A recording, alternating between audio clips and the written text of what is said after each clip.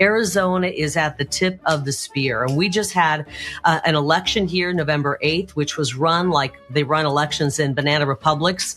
And this is why I'm going to be contesting the election. As you saw earlier this week, some of the, I call them clowns running our circus of elections, actually certified the election. So to watch these people, these evil bastards.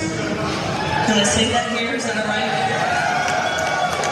To watch them steal this in broad daylight, and if they think they're going to get away with it, they messed with the wrong bitch. They have built a house of cards here in Maricopa County.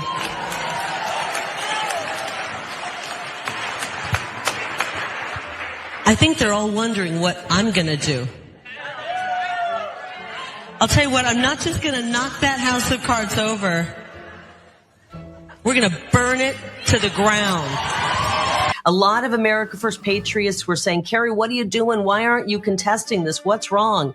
And what they don't realize is that in order to contest an election in Arizona, it has to be certified. So this sham election had to be certified for us to begin contesting it, and we will be contesting it. We're going to be filing our lawsuit on Friday, and I'll be filling you in more later on in this program about the lawsuit and what's coming up. That's Kari Lake, most notable recently for having lost in her attempt to be the governor of Arizona. She lost because she didn't win. She got fewer votes. That's how you lose, which she did, and she refuses to accept that. Or let's be realistic again, we're not new to politics. We get what's going on. She lost. She knows that she lost, but she knows that the people she's trying to appeal to in the future, because she's not gonna be governor, and she knows that, don't care.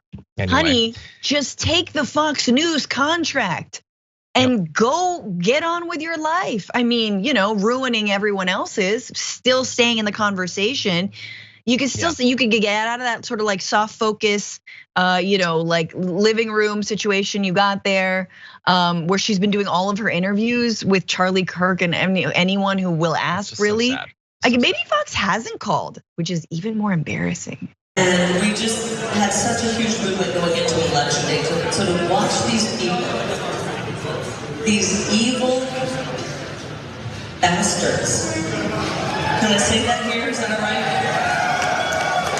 To watch them steal this in broad daylight, and if they think they're going to get away with it, they messed with the wrong bitch, okay?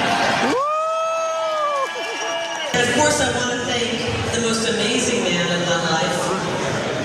I know you're thinking I'm going to say my husband, but he's the second most amazing man in my life.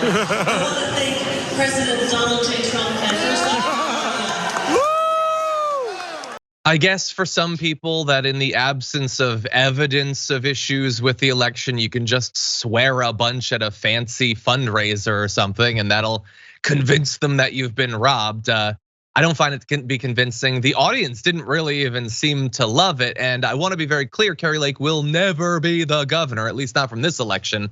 You got to give it to her. She knows how to play this game. Just endlessly say that you've never legitimately lost an election, and then metaphorically cuck your husband to Donald Trump. They have built a house of cards here in Maricopa County.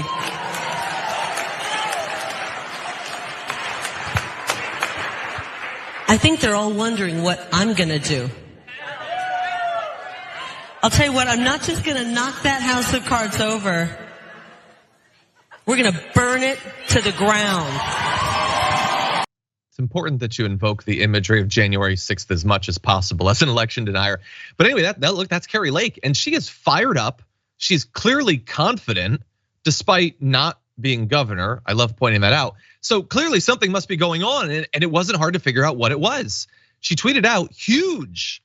AZ Supreme Court rules in favor of Kari Lake using the third person. I guess everyone on the right does that now. Forces lower court to look at signature verification issues. Oh no. After months of legal defeat after legal defeat, oh my God, the tide is turning. They're going for Kari Lake, unless you consider the context of what actually happened. She had made 7 legal claims. They were all adjudicated. 6 of them were dismissed properly, according to the judge, by lower court. So she lost 6 out of 7 of the claims. Weird that she didn't find room to fit that in her tweet. That doesn't look like 180 characters to me. She's such a good storyteller, John. She gets on that mic and it's like she's telling a children's story. The next line, she doesn't even know what's coming out of her mouth, but it's a horror story nonetheless. We're talking about dark forces conspiring against us. It's very captivating. Yeah, it's probably the sort of stories that I'll someday hopefully tell my kids.